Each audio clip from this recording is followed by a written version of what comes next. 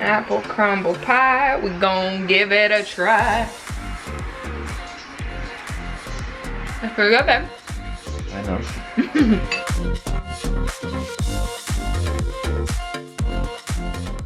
Happy Thanksgiving, YouTube! Hey friends, and welcome back. Happy Thanksgiving to each of you out there. If you celebrate, if you do not, happy Thursday. I hope you're enjoying your day off. I was blessed to have the entire week off of work. So that has been extremely nice. Of course, I had residency interviews this week, but overall, it has been very chill. I've had a chance to relax, start cooking a little bit for Thanksgiving. I'm reading books galore, you guys. Like, I finally have some downtime to read. So I'll show you guys a little bit of the books that I've been reading at some point later in this vlog. But I basically just wanted to do a little mini vlog of my Thanksgiving and show you guys what I'm cooking today. Just have some fun. I know it's been kind of just like school, residency, work, you know, on my YouTube channel. So let's switch it up a little bit and let's just chill out for this holiday and spend some quality time together on this Thanksgiving day. So I'm first gonna put some actual clothes on because I'm walking around in my little velvet robe so that I can start cooking, you guys. It is like 10 a.m. in the morning, Thanksgiving. Although I prepped a little bit yesterday, I have a lot to cook today. So for this Thanksgiving holiday, you guys, it is simply me and my partner. So a nice little 2-person Thanksgiving. I might have my sister drop by at some point today. One of my best friends are in town visiting. So it might be some people in and out, but it's basically a 2-person Thanksgiving, which I'm excited for because I've never really cooked a full Thanksgiving meal. I've only done like potluck style type of things. Like, I brought my portion, my dish, but also it's like cooking for Thanksgiving is kind of expensive, you guys. Like, I was at the store the other day and I was like, a turkey is $55. Like, okay, I don't think we're having turkey, you know, we're gonna do some salmon. We're also gonna be house hopping a little bit around to other families later today. So I'm not doing, I guess, a complete full table spread, but definitely enough to have us a nice little Thanksgiving plate today before we house hop. So I'm gonna go ahead and get some clothes on and then we are gonna get started on this beautiful meal. So first things first, gotta have my coffee in the morning, you guys. So usually I do almond milk based creamers, you guys, for my coffee because I don't drink whole milk or like 0.5% milk or any type of like real milk like that. Usually almond milk, but lately I've been on an oat milk kick. So just picked up this creamer. I usually do the almond milk version of this one, but I've been drinking the oat milk one and it's really, really good. So do a little bit of that. Keurig saves lives. I just recently started using the Keurig, you guys, in like the last few weeks because simply like I spend way too much money on coffee, especially now that I'm in interview season. I was going to Dunkin' Donuts because it's right by my house like 5 days a week. 5 days a week for like a straight 3 weeks, and I was like, this is atrocious. Like, I can't keep doing this. Like, with what money? So of course this Keurig has been sitting here for months and I'm like, I think it's time to get K-cups and really like make coffee at home. So that's what I've been doing and it's been amazing, actually. Like, you never know what you could do and like money that you could save if you only took advantage of the things that you already have in your home, you know, or like cook the groceries you have in your refrigerator instead of ordering out. So, oh my gosh, it's overflowing. Oh, okay, no it's not. No, it's not. Oh my gosh, it is like right at the brim, you guys. I think I put too much creamer in it. Okay, stop. So clearly I'm still learning with the Keurig thing. Yeah.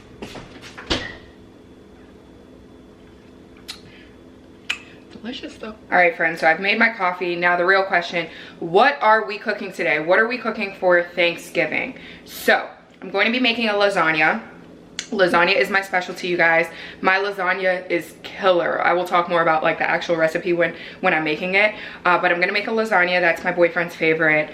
I'm going to be making some homemade cornbread, a special family recipe. I'm also gonna be making some dressing. So whether you say dressing, stuffing, whatever it is where you are, that is what I'm going to be making. It's not going to be made in a turkey because I don't have a turkey because they were too much at the grocery store, and I'm not gonna be eating turkey for 3 weeks because I decided to get a full turkey for 2 human beings. So no. So I'm going to be doing salmon instead. So salmon's going to be our protein. I'm also gonna be making some carrots. I think that's about it. Lasagna, cornbread, stuffing or dressing, carrots, and salmon. So a very non-traditional Thanksgiving. No turkey, no cranberry sauce. We also have an apple pie. We have an apple pie and some ice cream. So obviously, you guys, I toot my horn to the own drum. That is not how the quote goes. I march my drum to my own beat.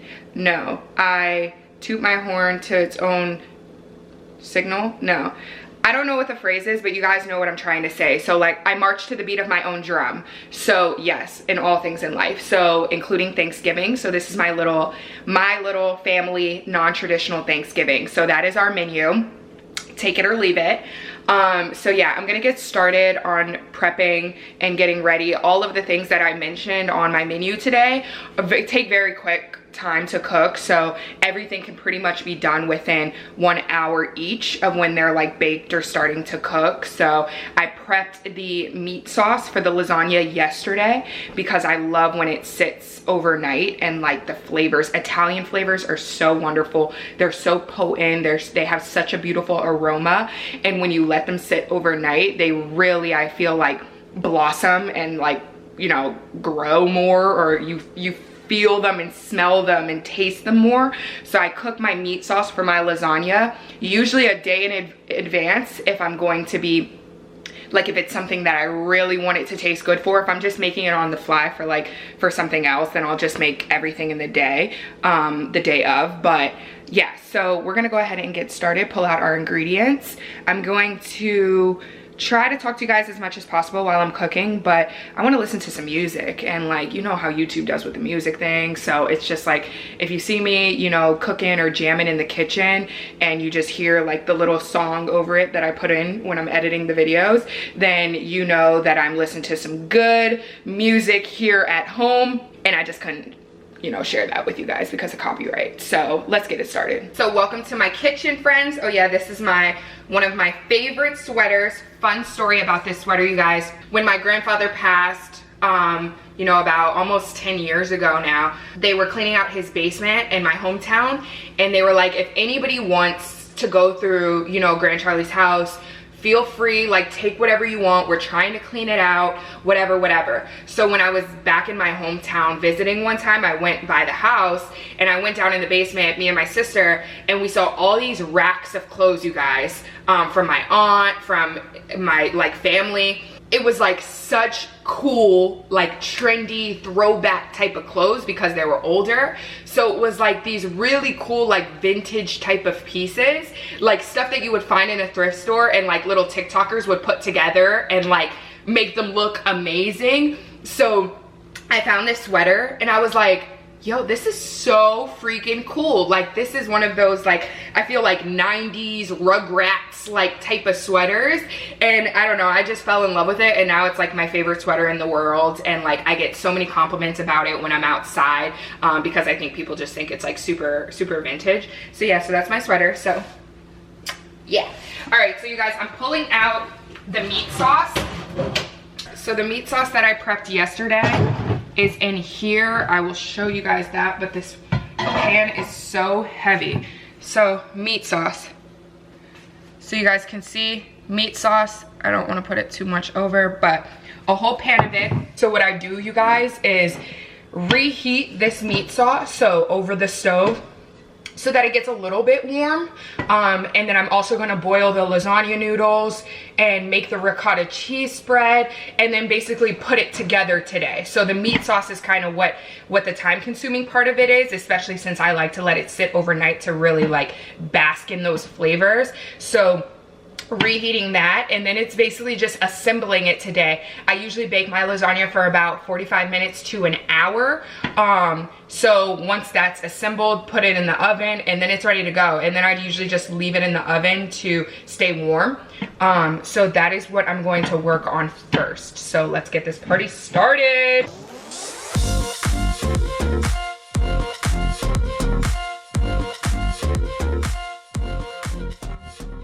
So what am I listening to, you ask? So you guys, I am listening to Summer Walker's new album, R&B, beautiful artist, beautiful voice.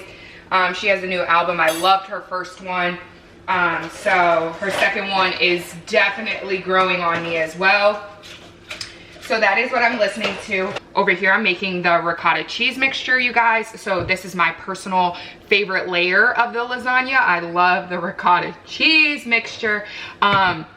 So yeah, it's basically just ricotta cheese, an egg, and some parsley. I'm, you know, a student, and I'm not gonna sit here and chop up fresh parsley, so it's parsley out of a jar for me, dried parsley. So just whip those things together, maybe a little bit of salt and pepper, and that's that layer. The other layers are mozzarella cheese, the meat sauce, and the noodles, and that's it. So you guys will see me put it together. But yeah, all right, back to the music.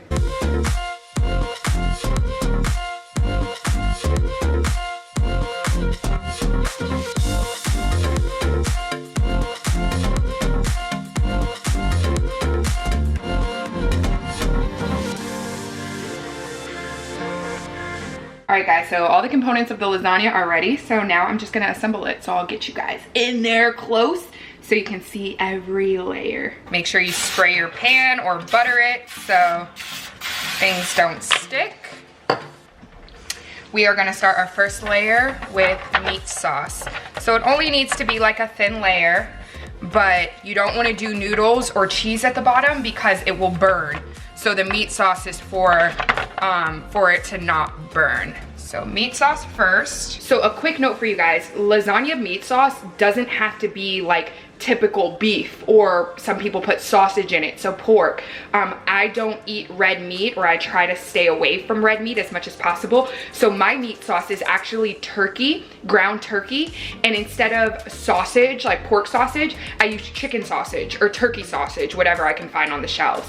So this meat sauce is ground turkey and turkey sausage. Sometimes I make it with ground turkey and chicken sausage, doesn't matter. But it really doesn't matter what the meat base is. Sometimes you don't even have to use meat. If you're vegan or vegetarian, you could use a plant-based product. But it's really in the seasoning and how you develop the sauce and the seasonings that really make the difference between whether or not your meat sauce tastes good or whatnot. So just wanted to make that quick note that you don't have to necessarily use the standard beef or pork. After the meat sauce layer comes noodles. So like I said, don't judge my multicolored noodles, you guys. But I usually do 4 or 5 noodles across. On top of the noodle layer is the ricotta cheese. This is my favorite layer, so I usually make a little more ricotta cheese mixture than most people do because I like it a little thicker. On top of the ricotta cheese is a layer of mozzarella cheese. Sorry to my lactose intolerant friends. I'm there with you guys, but this is the one exception to the rule. You can't have lasagna without cheese. So I do a nice even spread of cheese. You need a lot of cheese, you guys. I recommend like a 2-pound bag. But if the smaller bags are cheaper, then go that way. But you're going to need probably about two bags of these of mozzarella. And then we repeat this process, you guys. So meat on top of the mozzarella. So meat layer, noodles, ricotta, mozzarella. Meat, noodles, ricotta, mozzarella. Repeat, repeat, repeat.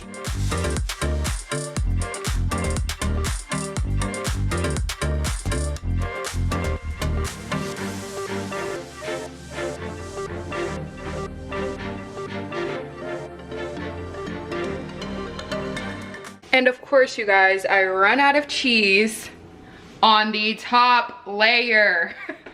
That's what I mean. You need a lot of cheese, you guys. So this is gonna have to be put on hold because I cannot bake it like this. There's only half cheese on the top layer. Atrocious. So I'm gonna have to tell my boyfriend to run out and grab some on his way back. He's out playing soccer in the park like men do, you know, like while we're home cooking, like playing soccer on Thanksgiving. Cool. But anyway, so pause for the lasagna.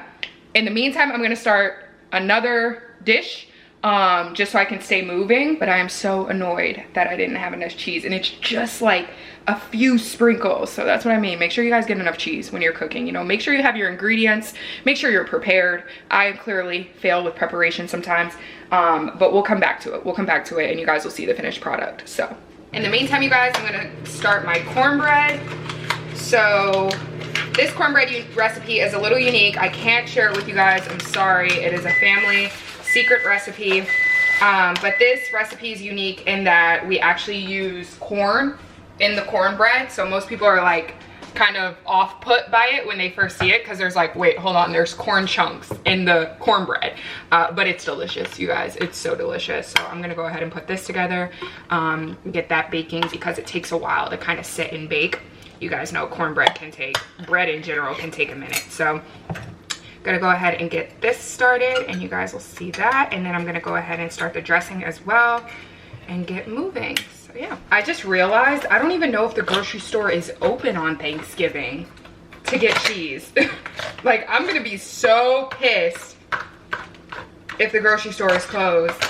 Like, damn it, I'm so unprepared, you guys. Like, see, that's the difficulty of being like a student and trying to do Thanksgiving. Like, you know, when you're a kid, teenager, you don't have to worry about this stuff. Your parents do this stuff. You just come down when it's time to eat, or, you know, like clean the house or clean your room so family doesn't see it dirty or something. Like, you don't have the responsibilities of making sure you have the ingredients for your dishes and cooking. And it's just, adulting is whack.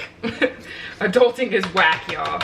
And I'm not getting the hang of it yet. So hopefully some point. But at least the cornbread is done. So you guys can see here, it kind of looks like a cake, right? So it's like a batter. So we put this in the oven to bake, and it takes about an hour.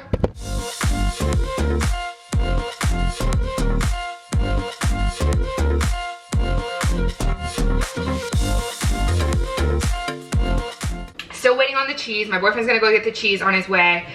So as soon as that's there, I could finish this top layer, put the lasagna in, and then that's it. The carrots are in, the cornbread's in, the dressing is in. So salmon's gonna get cooked right before we eat. That's it. I might pop a bottle of wine. Let me actually show you guys what I'm reading. I wanna share with you guys what I'm reading currently. So I'm actually, fun fact, I'm a huge reader, you guys. Like, I love to read like leisurely, not just study, like read studying materials. I like leisure reading or casual reading. As a kid, I loved like fiction books. I'm a super Harry Potter fan. I'm a Potterhead, you guys. Potterhead, like Harry Potterhead, you guys. Gryffindor gang, let's go. House of the Brave and the Courageous. All my Gryffindors out there. But anyway, so I loved reading like fiction, just like good stories types of books as a kid, you know, when you just want to read good stories. But in my teen years and young adult years, I really enjoyed like kind of like, not self-help books, but books that you can like really leave and it impact your life, and you can leave with like skills or learning something that can really help you moving forward. So I just recently finished a book on real estate investing. So I have this series of books that I bought off of Amazon. I always get my books off of Amazon, you guys. I love Barnes and Noble. I was that person that back in the day, before like Amazon, I guess, was as huge as it was, I was in Barnes and Noble. Like, that is one of my favorite stores, especially now that they have like Starbucks in them and you could sit and just chill and be happy and drink coffee and read books and all of that to say. I love Barnes and Noble, you guys. Like, I can go in there and spend all day in there, just looking at books, buying books. It's just that some books are just so pricey, you guys. And you know, Amazon, what I usually do is like, if I'm passing a store, if I'm in Barnes and Noble or Walmart or something like that, and I see a book that I'm interested in, I immediately check the price and then go on Amazon on my phone and look up the price on Amazon. And usually like 9 times out of 10, it's cheaper on Amazon, unless there's a sale or something in the store that's not online. And I'll just buy it off of Amazon right there. So yeah, Amazon is usually where I get most of my books. So sorry, I got off on a tangent, but I really enjoyed the real estate. So I just finished a real estate investing book because I'm itching to get into the real estate game and start creating generational wealth. So I just finished that, and now I'm reading, at the recommendation of some podcasts I listen to and stuff, this book called Rich Dad, Poor Dad. If you guys have ever heard of it, allegedly it's a very famous book. It's been around for decades. It is like the #1. It says the #1 personal finance book of all time. So a lot of people reference this book and say that it really like kind of changed their outlook and perspective on money and what it takes to become rich, and how the rich stay rich and why the poor and middle class don't, like what separates those two types of individuals. So that is something I'm reading because it was mentioned in the real estate book I was reading last week. So all of that to say, I am going to cuddle up right now and continue reading. I'm about halfway done. I just started it yesterday. You guys, I can read. Like, I would prefer actually to read rather than watch TV, as long as I like the book. You know, half of the battle of reading is that you really have to enjoy the material that you're reading, because if you're not, then it feels like a chore to read, right? Or you're not staying actively engaged. But when you find books that you really enjoy, it's like easy to get like sucked into the time warp, and you're just like reading, you know? So that's me. I am gonna watch some football when it comes on, but for right now I'm just gonna read, and then, you know, check on the food in a little bit, and then I'll show you guys my plate, you know, in the stereotypical Thanksgiving fashion. I gotta show you guys my spread once it's done, and my Thanksgiving plate, and then that'll be it. So see you guys soon. All right guys, I got the rest of the cheese so I can finish this top layer. But now my other dilemma is that the oven is like full. I have too much stuff in there, so I'm gonna need that stuff to finish first before I can put the lasagna in. You don't also want to like overcrowd your oven with too much stuff, because then I find that like not everything cooks like evenly when there's too much stuff in the oven. So I'm gonna finish what's in there, and then we can throw this bad boy in. This is gonna cook for about like 45 minutes to an hour. So here is the finished product. It is evenly coated with cheese. I'm gonna go ahead and cover it with foil, and then it's ready. Pro tip as well, you guys, when you cover the lasagna with foil, spray the foil. Spray the foil, because the cheese will stick to the foil otherwise, and then your whole top layer is gonna peel off. So spray the foil and then put it on. Just wanted to let you know that. We learn from experience. So I say that because it's happened. Okay guys, so I am taking the lasagna out. You can see here, even so, it's stuck to the foil a little bit. But there she is. She got real crispy on the side there. But anyway, you can see that it's pretty pale on the top, so what I typically do is throw it back into the oven, but I put it on broil. So a low broil for like 5 minutes. Watch it very closely so that it doesn't burn, to get the top a lot more browned. So here you guys can see that it is broiling, and it is sizzling in there. You can see that the top is already starting to get brown. So you have to watch it really, really closely. Like, it only needs about 3 to 5 minutes in there.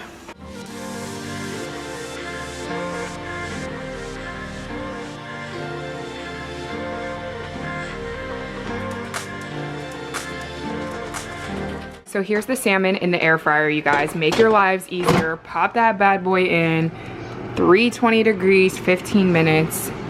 Make our life simple. Let's take a look, and we have our salmon, guys. Put that on the pan.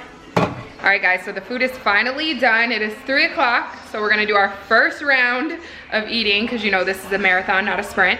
So I'll show you guys the finished spread. We have our dressing, our carrots, the lasagna. Here we got some cornbread. You know, we had to test it and make sure it was okay. We have our salmon here, and our dinner rolls on the side. So there is our Thanksgiving dinner. Dessert is getting thrown in the oven soon, so that it's ready for when we are full up and ready to eat after dinner. But for now, we are going to make our plates and enjoy our first Thanksgiving meal. Here's my plate, guys. You know it's Thanksgiving. I gotta show you the finished products. And let's go, say some grace and get into it. Well, that tells you how good that was. Huh? I'm so full. I feel like when I was a kid, I used to eat like 3 plates.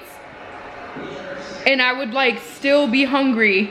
I would eat so much on Thanksgiving, and as an adult, I can eat maybe a half a plate, 1 plate, and I'm like, oh, I need a nap.